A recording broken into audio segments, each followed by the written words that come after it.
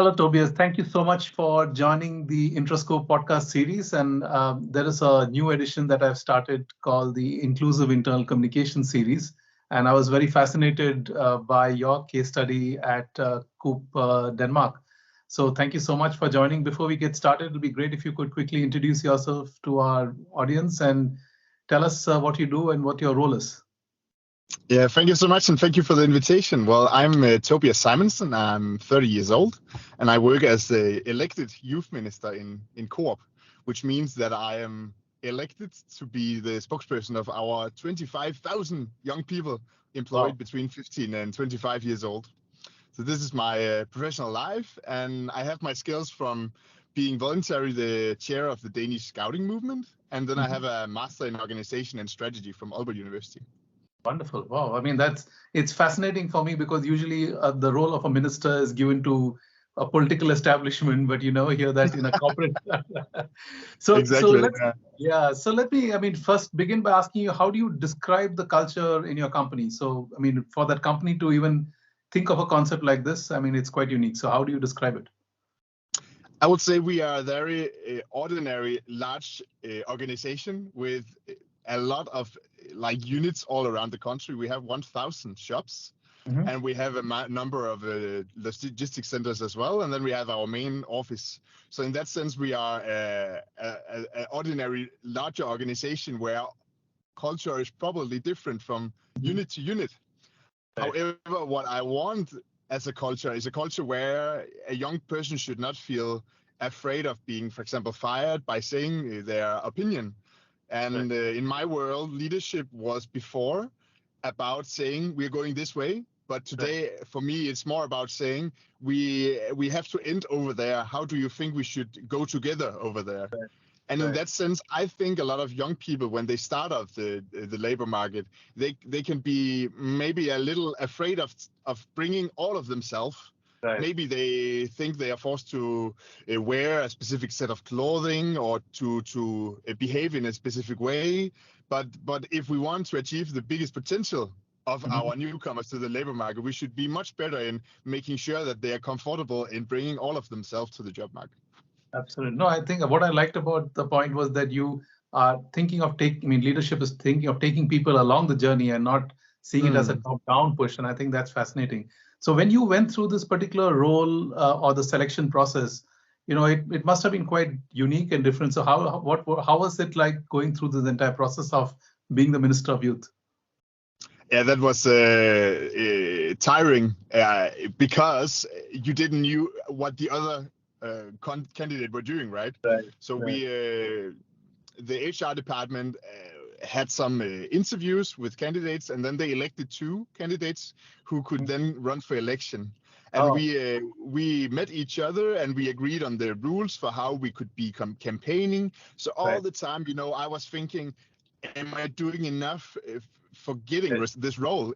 So at some point, I just had to say to myself, okay, this is the way I want to do my campaigning. And if I get it, it's good. And if I don't get it, then this was what I wanted to do, right? Right. I have an experience where I was helping a scout to try to run for the municipality elections. And what I reflect on through my process was that sometimes we probably try too much to compare ourselves to the other candidates. Right. So that experience helped me through being like, okay, this was the way I want to do my campaign, and then let's see how it goes. Yeah. So luckily it was fine. Well, it sounds like a lot of pressure for you, but I think it worked out well. So tell me, what has been the biggest challenge in your particular role? What is the biggest challenge according to you? I am some kind of bringing sparkles to our colleagues' everyday life, right? Because when you are working in a shop, there's so many KPIs, how you should run for different things. But I am like the voice of a nice daily life where you are having fun with your colleagues, right? So in that sense, all of what I'm bringing is a nice thing for the shops to know about. So there are main 2 things. Is first one, obviously, what is a youth minister? Because I had a blank paper, right? Nobody, including myself, knew what it should be to have a youth minister. So the whole thing about communicating what is a youth minister has been one thing, because we had to find out together what it was, right? Exactly. And then the second one was the whole thing about internal communication in a large organization like ours. It's just speaking of the topic of this podcast, right? We have our employees maybe are working 2 hours a week, the youngest ones. Uh-huh. And because we are not delivering them a device, we cannot say to them, you should download our app. So in that sense, many of our young colleagues are really dependent on a shop manager who are communicating or making sure that they get the news about things.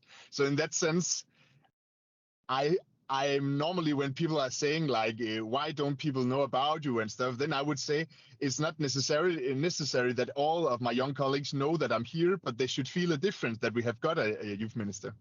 Got it. No, that's fascinating. And so if you look at it from your perspective, what has been the biggest opportunity you see because you said it was a blank slate and you had to really recreate your role. So what is the opportunity that you see? We haven't done enough to do management of youth before. So in somehow, what I see is that we have been leading in one way. Neither it was young people or it was adults. And you have to look at people differently. And so in that sense, it's a huge opportunity to be much better in looking into what young people need. And we are not the place where you get the highest salary, and especially not for a young person. So we have to be competitive in other fields. So in the fields where we can listen to young people, make sure that they go home every day happy, that their colleagues also become friends, all of those fields that is more sounding like a youth organization, basically, is extremely big opportunities for us. And then what I like about my job as well is that I'm not just working for the young people of COOP, because the young people in COOP is sometimes getting, people can say to them, why didn't you study law or something like more ambitious? And all of those voices that are kind of bringing them down or making uncomfortability to them is also something that I can help with, being like, you should do what you want to do and not like what all of like everyone say that you should be doing, and you should choose the field of study that you want and stuff. So there's a big opportunity for me as well to be a voice of young people at the labor market overall, and making sure that we are creating a new labor market where we are looking more into what people need. Fantastic. No, it sounds like you are also a mentor and a guide and a visionary in the role. So if what advice do you have? Because this is a pretty new concept where you're trying to involve and include employees in the journey. And so what's your advice for companies who want to bring in inclusive internal communication practices? Yeah, I would give especially 2 advices. First of all, listen to the people that you want advices from. So I have the example where shop managers are saying, yeah, we want to do this party for our colleagues, and we used a lot of money to make a cool evening, blah, blah, blah. And then I ask, did you ask the young people what they wanted of such an evening? No, I didn't, but I used a lot of money of a cool evening.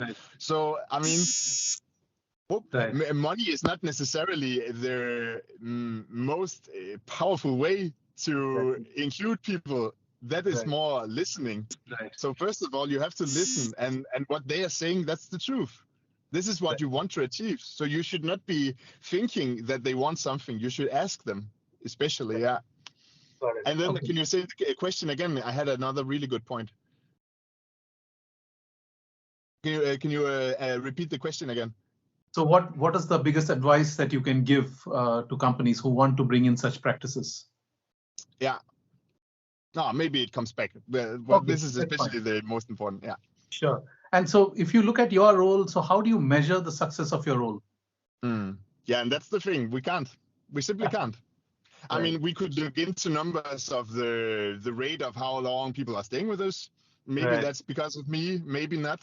We could look into how much sales we have because of more happy employees. But on the other hand, we cannot. So in that way, we have to, again, ask people, like, did it make a difference? And we have to believe that what we are doing is creating something good. And that you can see in the culture. So if people are more happy, then obviously something has been done right. Exactly. But So as it's we a wrap, different business case. no, it's a fascinating case, and wanted to ask you as we wrap up. Most of the time leaders are a bit resistant and hesitant about introducing such kind of roles and practices. Yeah. So how do you kind of, what is a tip for leaders so that they can change their mindset about including such practices in the workplace? Well, for COOP, because of more of half of our employees are young, then it was not a question about like if we should do it or not, because we simply had to be good in this field. Right. So we had to do something, and then our HR director chose this model with guidance from two young youth organizations in Denmark. They asked the youth organizations, how are we structuring a youth board, and how are we how are we working with including young people? So they used the expertise of the civil society to build this role. Right. But the question overall was, can we afford not to do this? And obviously, we have found out that this is a really good model to work with it, though you cannot measure if it has been a success or not. Fantastic. No, I mean, very delighted to hear your insights, and thank you so much for taking the time to add value to the community. Much welcome. All right.